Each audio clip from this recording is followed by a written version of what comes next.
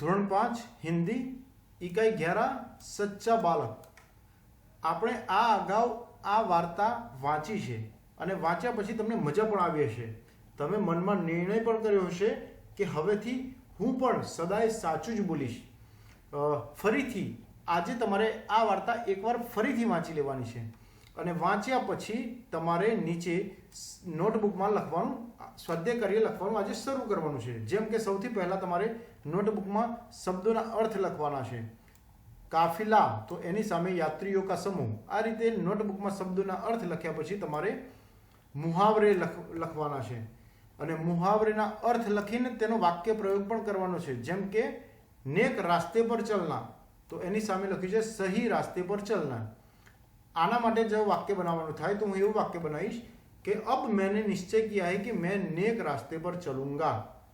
તો આ રીતે તમારે પોતાનું વાક્ય બનાવવાનું છે. કડક કર બોલના, कठोरता से बोलना.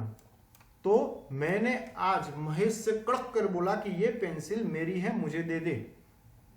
तो આ રીતે તમારે આના વાક્યો પણ બનાવવાના છે. ત્યારબાદ અભ્યાસમાં આ તમારે વાંચવાનું છે અને વિચારવાનું છે. જેમ કે પહેલું છે ऐसा क्यों कहा. सरदार के पूछने पर लड़के ने कहा मेरे पास 40 अशरफियां हैं. तो सरदार ने जब पूछा तो बच्चे ने ऐसा क्यों बोल दिया. तो यह आपको सोचना भी है और अपने मम्मी पापा को बताना भी है. उसके बाद पढ़िए और लिखिए. तो यह नोटबुक में आपको पढ़ना है और बाद में नोटबुक में लिखना भी है.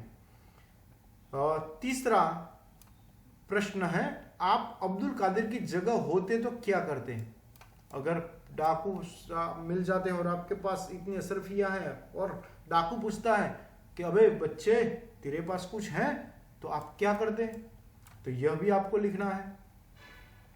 इसके बाद है पढ़िए और समझिए. जैसे कि माँ बाप, बड़ा छोटा. तो आपको समझ आ गया है कि ये विरुद्धार्थी शब्द लिखे हुए हैं. तो आपको नोटबुक में लिखना है और जोर से पढ़ना भी है और उसके बाद समझना भी है कि जैसे पास का विरुद्धार्थी क्या होता है, तो पास का विरुद्धार्थी दूर होता है. तो यह पढ़ना भी है, लिखना भी है और समझना भी है. पांचवा प्रश्न बताया गया है कि सच्चा बालक कहानी का कथन एवं लेखन कीजिए. कथन करना है यानी यह कहानी आपको अपने बड़े भाई बहन को बतानी है, बोल कहानी बतानी है और उसके बाद नोटबुक में लिखनी भी है. यह लिखते समय आपको पाठ्य पुस्तक का उपयोग नहीं करना है या कहानी कहने समय भी आपको पाठ्य पुस्तक का उपयोग नहीं करना है. अगर शाम को सब इकट्ठा एक साथ खाने बैठे हो उस समय भी आप कहानी अपने घर वालों को बता सकते हैं और उसके बाद नोटबुक में लिख भी सकते हैं.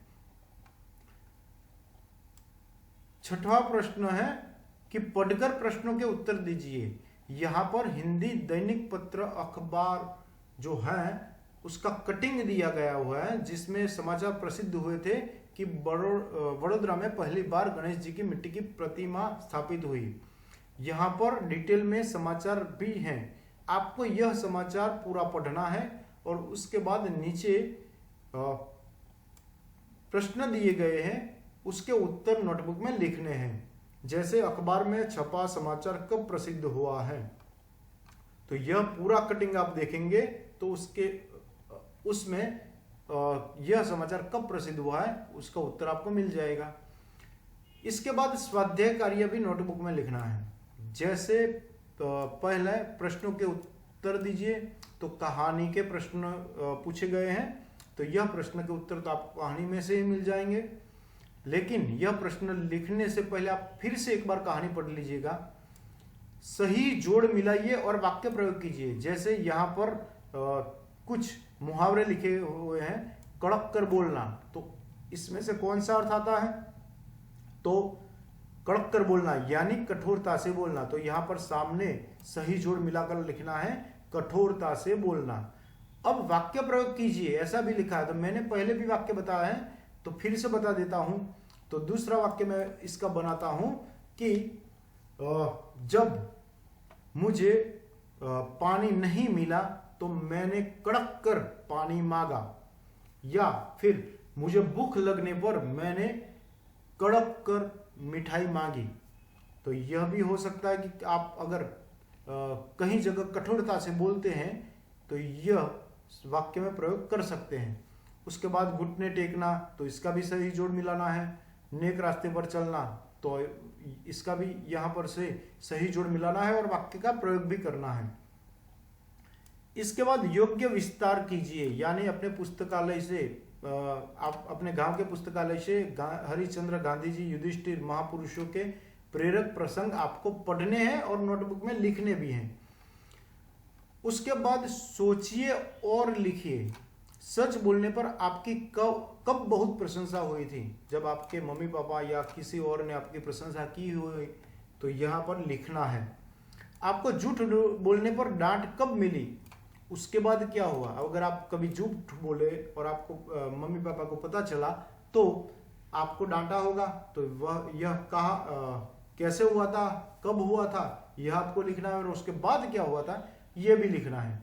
और लास्ट में अंत में पढ़िए और समझिए, यानी यह वाक्य पढ़ना है और इसका क्या अर्थ होता है वो आपको समझना है और अपने बड़े भाई बहन या अपने मित्रों को बताना है।